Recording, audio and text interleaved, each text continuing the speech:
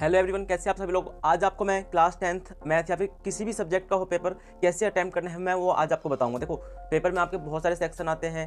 1 marks वाले भी question आते हैं, ठीक है। 1 मार्क्स वाले भी आते हैं, 2 मार्क्स वाले भी आते हैं, ठीक है, और 3 मार्क्स वाले भी आते हैं, एंड लॉन्ग क्वेश्चन भी आते हैं जो कि आपके 5 या 6 मार्क्स के हों। तो सबसे पहले आपको जो है पेपर में क्या चीज़ करना है, सबसे पहले, क्योंकि बहुत सारे बच्चे जो हैं कंफ्यूज रहते हैं पेपर में, जो एग्ज़ाम सेंटर पे जाने के बाद कि कौन सा पेपर वो पहले करें, ठीक है। वो कंफ्यूज रहते हैं, वो अपने दोस्तों से पूछेंगे कि यार भाई बता दे यार मैं कौन सा पेपर पहले करूँ, कहाँ से स्टार्ट करूँ, तू कहाँ से कर रहा है बता, मैं वहीं से स्टार्ट कर देता हूँ। इनको आता सब है लेकिन पता नहीं होता कि वहाँ पे जो है पेपर स्टार्ट कहाँ से करना है। सब कुछ आना पेपर में वो एक अलग बात है, पेपर को कैसे करना है वो एक अलग बात है, वो एक उसका एक अलग मैटर दूसरा है, ठीक है। हो सकता है कि पेपर आपको पूरा कंप्लीट आता हो लेकिन आपको करने का अगर तरीका नहीं आता तो आप अच्छे नंबर नहीं गेट कर पाएंगे। तो मैं आज वही तरीका दूंगा। सबसे पहले देखो, ध्यान रखना है कि आपको पेपर कहाँ से स्टार्ट करना है, ठीक है। आपको मान लें कि यहाँ पे है, मैं मैथ की ही बात कर लेता हूँ क्योंकि मैं मैथ ही पढ़ाता हूँ। ये 1 मार्क्स वाले जो क्वेश्चन होंगे आपके, टोटल कितने सेक्शन होते हैं? 4 सेक्शन होते हैं। Section A, section B, section C और सेक्शन डी। टोटल आपके 4 सेक्शन होते हैं।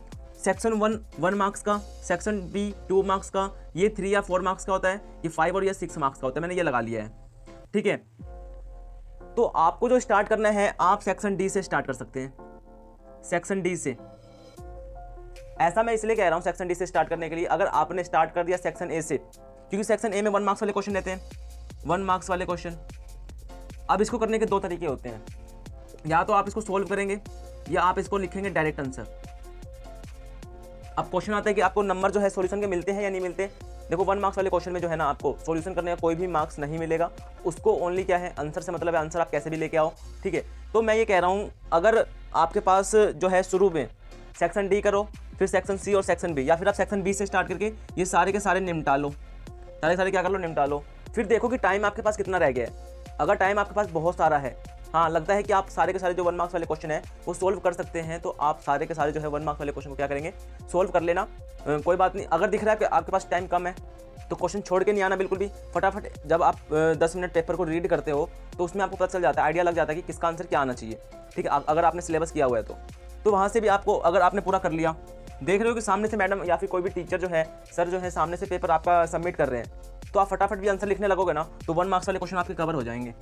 लेकिन अगर आपने पहले ये कर दिया सॉल्यूशन में, कर अरे यार बहुत टाइम है, अभी तो बहुत ही ज़्यादा टाइम है, ये सोच के क्या करोगे आप, 1 मार्क्स वाले पहले क्वेश्चन कर लोगे। ये आपकी बहुत बड़ी गलती होगी।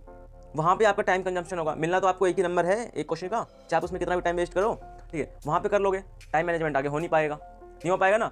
तो वही मैं आपको कह रहा हूँ कि अगर आपने 1 मार्क्स वाले क्वेश्चन पहले कर लिए, 1 मार्क्स वाले पहले क्वेश्चन आपने कवर कर लिया, बिल्कुल ही अच्छे तरीके से आपने किया हुआ है। उसके बाद फिर आपके पास लास्ट में मान लो कि आपके 2 क्वेश्चन रह गए, 5-5 नंबर वाले या 6-6 नंबर वाले। आप खुद बताओ कि सामने टीचर जो है पेपर सबमिट कर रहा है, तो क्या आप ये दोनों क्वेश्चन अटेम्प्ट कर पाओगे? बिल्कुल भी हिम्मत नहीं होगी करने की। क्या फॉर्मूले लिखोगे बस, और पता चला कि उसमें भी कंफ्यूज होकर गलत फॉर्मूला लगा दिया तो डर हो गया कि टीचर हाँ सामने से पेपर ले रहे हैं, तो ये भी डर रहेगा। तो ये जो है आपको नहीं करना, जो है आपको पहले सेक्शन, मतलब कि सारे बड़े क्वेश्चन करने दिख रहे हैं आगे। अगर आपके पास बहुत सारा टाइम बचा हुआ है तो आप 1 मार्क्स वाले क्वेश्चन को सोल्व कर लीजिए। अगर आपके पास टाइम नहीं है तो आप नॉर्मली उसका ऑप्शन समेत उसका आंसर लिख दीजिए, ठीक है।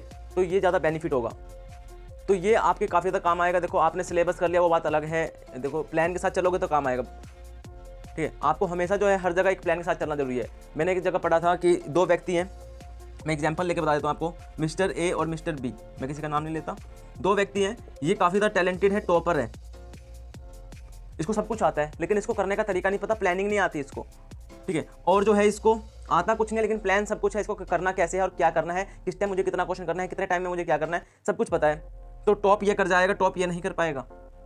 बात है समझ में? क्लास के टॉपर एक अलग बात है, क्लास में टॉपर अलग बात होती है, बोर्ड एग्जाम है। तो बोर्ड एग्जाम में आपको ध्यान रखना है कि आपको बिल्कुल प्लान के साथ चलना है कि आपको कितने टाइम में कितना क्वेश्चन करना है।